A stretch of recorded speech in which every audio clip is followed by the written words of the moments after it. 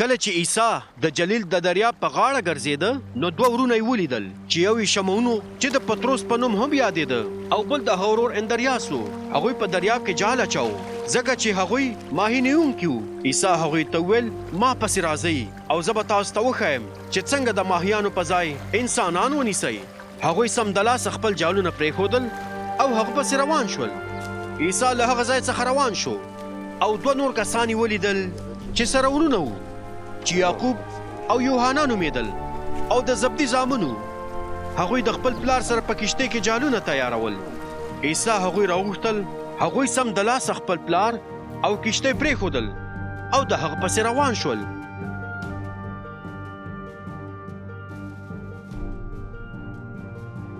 عیسی په ټول جلیل کې ګرځېده، د هغوی په کنیسو کې تعلیم ورکاوه او د خدای د پاچاهۍ زیری خپراوه او خلکو ته د هر ډول ناروغیو او رنځونو څخه شفا ورکوله.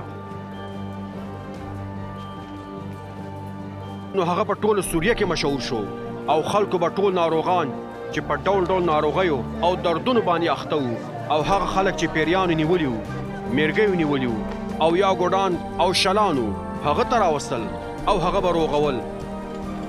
ګڼ شمېر خلک د جلیل، دکاپولس، اورشلیم، یهودي او د اردن د سیند د بلې غاړې د سیمې خلک ورپسې روان شول.